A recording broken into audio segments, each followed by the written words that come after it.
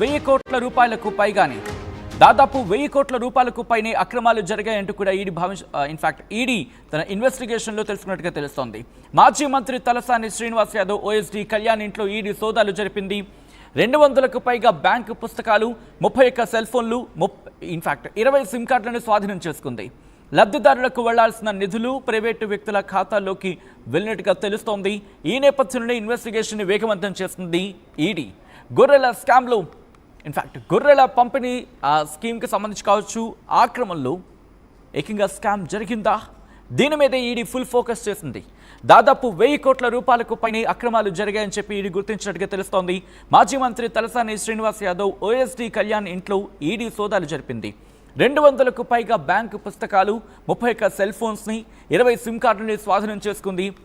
స్వాధీనం చేసుకున్న వాటిని ఆ డేటాను బేస్ చేసుకుని ఇన్వెస్టిగేషన్ ముందుకు తీసుకెళ్లింది ఎన్ఫోర్స్మెంట్ డైరెక్టరేట్. ఈ నేపథ్యంలోని లబ్ధిదారులకు వెళ్లాల్సిన నిధులు ప్రైవేటు వ్యక్తుల ఖాతాలోకి వెళ్ళినట్టుగా గుర్తించినట్టుగా తెలుస్తోంది. ఈ నేపథ్యంలో ఎటువంటి ఇన్వెస్టిగేషన్ జరుగుతోంది, ఎటువంటి డెవలప్మెంట్ చోటు చేసుకునే అవకాశం ఉంది, డీటెయిల్గా తెలుసుకునే ప్రయత్నం చేద్దాం. మా ప్రతినిధి మధు అప్డేట్స్ అందించేందుకు సిద్ధంగా ఉన్నారు. మధు, ఇటు గొర్రెల స్కామ్కి సంబంధించి ఎటువంటి డెవలప్మెంట్ చోటు చేసుకుంటున్నాయి, ఇన్వెస్టిగేషన్ ఎంతవరకు వచ్చింది?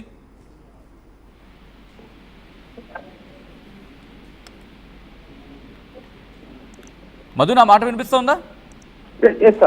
మధు, గొర్రెల స్కామ్ కి సంబంధించి ఎన్ఫోర్స్మెంట్ డైరెక్టరేట్ ఈడీ ఇన్వెస్టిగేషన్ ఎంతవరకు వచ్చింది, ఎటువంటి డెవలప్మెంట్ చోటు చేసుకున్నాయి మధు? ఎగ్జాక్ట్లీ, అంటే సంచలనంగా మారింది. గత కాంగ్రెస్ ఎప్పుడైతే అధికారంలోకి వచ్చిందో గత ప్రభుత్వంలో జరిగినటువంటి అంశం పైన దృష్టి పెట్టింది. గొర్రెల పంపిణీ పథకం పైన భారీగా అక్రమాలు జరిగాయనేటువంటి దానిపైన దృష్టి పెట్టిన తర్వాత మొత్తానికి దర్యాప్తు ఈడీ వరకు చేరింది. ఈడీ ఎన్ఫోర్స్మెంట్ డైరెక్టర్ ఒక కీలక ప్రకటన చేసింది. గొర్రెల పంపిణీ పథకంలో 1000 కోట్లకు పైగా అక్రమాలు జరిగాయనేటువంటి ఒక అధికారిక ప్రకటన చేసిన తర్వాత పెద్ద ఎత్తున సంచలనంగా మారినటువంటి పరిస్థితి. దీంట్లో అప్పుడున్నటువంటి మంత్రి మాజీ ఓఎస్డీ కళ్యాణ్ ఇంట్లో సోదాలు చేశారు. 200కు పైగా బ్యాంకు పాస్బుక్లు సీజ్ చేశారు. దాంట్లో ఆన్లైన్ బెట్టింగ్ యాప్స్ లోను కూడా ఈ బ్యాంకు ఖాతాలను ఉపయోగించారు అనేటువంటి పెద్ద ఎత్తున ప్రస్తుతం అక్రమాలు బయటపడ్డాయి. మొత్తం ఇప్పటి వరకు 31 సెల్ ఫోన్లు, 20 సిమ్ కార్డులు సీజ్ చేశారు. మొత్తం 7 జిల్లాలలో కలిపి 253 కోట్ల అక్రమాలు జరిగినట్టు ఒక కాగ్ నివేదికలో కూడా రిపోర్ట్ లో పేర్కొంది. 33 జిల్లాల్లో దాదాపు 1000 కోట్లకు పైగా అక్రమాలు జరిగినటువంటిది స్పష్టం కావడంతో అధికారిక ప్రకటన రావడంతో ఈడీతో లబ్ధిదారులకు వెళ్లాల్సినటువంటి నిధులను ప్రైవేట్ వ్యక్తులు తమ ఖాతాల్లోకి, సొంత ఖాతాల్లోకి మళ్లించి ఈ డబ్బులు కాజేసినట్టుగా గుర్తించారు. ఈ దర్యాప్తు మరింత లోతుగా చేసేటువంటి అవకాశం కనిపిస్తా ఉంది. ఈడీ అధికారిక ప్రకటన చేయడంతో కేవలం ఓఎస్డీ ఇంట్లో దొరికినటువంటి సమాచారంతో 1000 కోట్లు అక్రమాలు జరిగినాయని తెలడంతో ప్రస్తుతం పెద్ద ఎత్తున చర్చ కొనసాగుతుంది. సో మరింత దర్యాప్తు వేగవంతం చేయడానికి సిద్ధమవుతా ఉన్నారు అధికారులు. కీలకమైన అరెస్టులు ఏమైనా చోటు చేసుకునే అవకాశం ఉందా ఈ ఇన్వెస్టిగేషన్ లో భాగంగా? దీనికి సంబంధించి ఎటువంటి చర్చ జరుగుతోంది? అంటే లబ్ధిదారులు గొర్రెలకు సంబంధించినటువంటి యూనిట్ వైజ్ గా అప్పుడు డబ్బులు కేటాయించారు. అంటే ఈ గ్రామంలో ఇన్ని యూనిట్లను ఇంతమందికి కేటాయించారు అనేటువంటిది అప్పుడు మహారాష్ట్ర తర్వాత ఇంకా ఇతర రాష్ట్రాలకు సంబంధించినటువంటి ప్రాంతాల నుంచి గొర్రెలను తీసుకొచ్చి ఇక్కడ ఉన్నటువంటి వారికి స్కీమ్స్ రూపంలో గొర్రెల పథకంలో భాగంగా వారికి యూనిట్ వైజ్ గా గొర్రెలు ఇచ్చేవారు. ఒకవేళ గొర్రెలు ఇవ్వలేనటువంటి సిచ్యువేషన్ లో లబ్ధిదారులకి డబ్బులను పంపిణీ చేసేటువంటి వారు మధ్యవర్తులుగా ఉన్నటువంటి వాళ్ళంతా కూడా గొర్రెలను తీసుకొచ్చినట్టుగా ఒకే వాహనంలో 100,000 గొర్రెలను కూడా తరలించినట్టుగా కూడా గతంలో ఇన్వాయిస్లు పెట్టారు. దానికి సంబంధించిన డీటెయిల్స్ లో ఒక్క వాహనంలో 100 గొర్రెలను 1000 గొర్రెలను ఎలా ట్రావెల్ చేయించగలిగారనేటువంటిది అప్పుడు అనుమానాన్ని వ్యక్తం చేశారు. సో ఇప్పుడు మొత్తానికి తీగలాగితే డొంక కదిలినట్టుగా పూర్తిగా అంశాలన్నీ కూడా బయటకు వస్తా ఉన్నాయి. ఈడీఏ 1000 కోట్లు అని చెప్తా ఉన్నారు.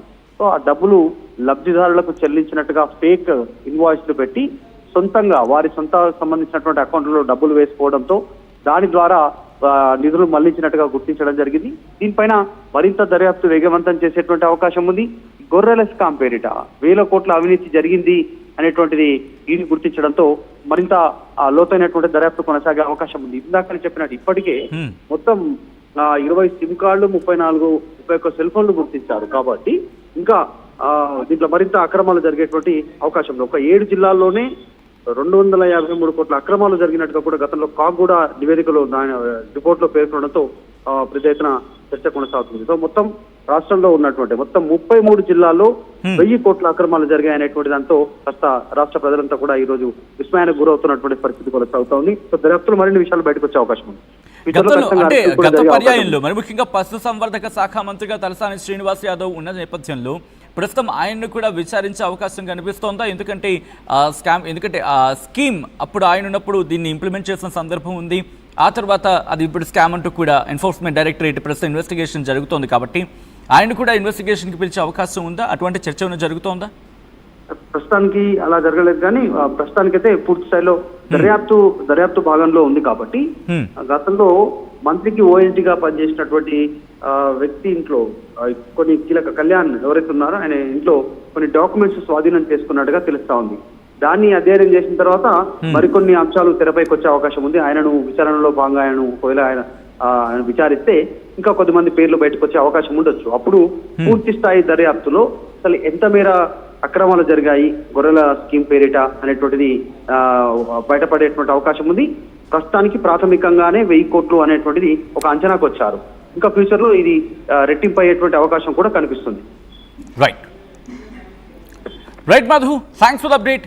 మొత్తం అయితే మాత్రం ఇటు గొర్రెల పంపిణీలు ఆ స్కామ్కి సంబంధించి ఈడీ ఫుల్ ఫోకస్ చేస్తుంది. దాదాపు 1000 కోట్ల రూపాయలకు పైనే అక్రమాలు జరిగాయని చెప్పి ఈడీ గుర్తించింది. మాజీ మంత్రి తలసాని ఓఎస్డీ కళ్యాణ్ ఇంట్లో ఈడీ సోదాలు జరిపింది. 200కు పైగా బ్యాంకు పుస్తకాలు, 31 సెల్ ఫోన్స్ని, 20 సిమ్ కార్డులను స్వాధీనం చేసుకుంది. లబ్ధిదారులకు వెళ్లాల్సిన నిధులు ప్రైవేటు వ్యక్తుల ఖాతాలోకి మళ్లినట్టుగా ఇటు ఎన్ఫోర్స్మెంట్ గుర్తించినట్టుగా తెలుస్తోంది.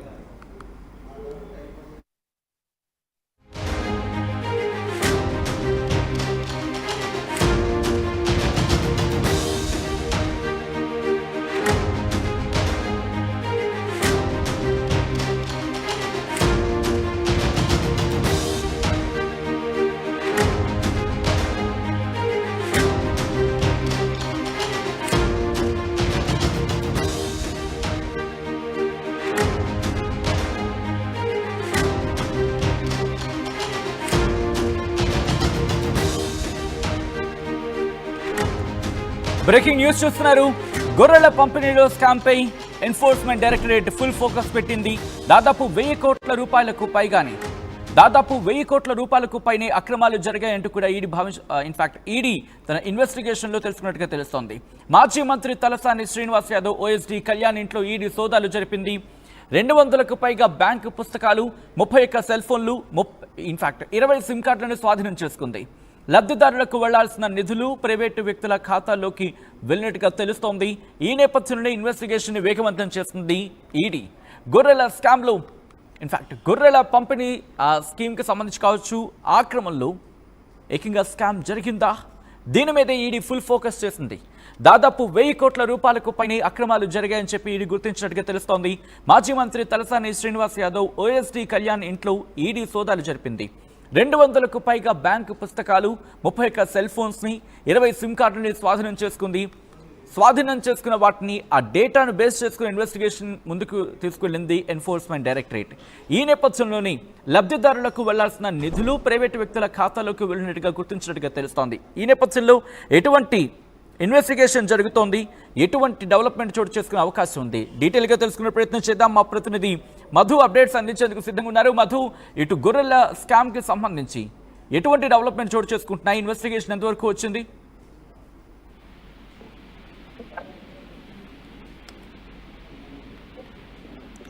మధు, నా మాట వినిపిస్తోందా? మధు, గొర్రెల స్కామ్కి సంబంధించి ఎన్ఫోర్స్మెంట్ డైరెక్టరేట్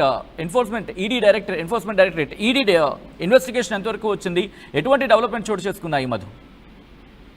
ఎగ్జాక్ట్లీ, అంటే సంచలనంగా మారింది. గత కాంగ్రెస్ ఎప్పుడైతే అధికారంలోకి వచ్చిందో గత ప్రభుత్వంలో జరిగినటువంటి అంశం పైన దృష్టి పెట్టింది. గొర్రెల పంపిణీ పథకం పైన భారీగా అక్రమాలు జరిగాయి అనేటువంటి దానిపైన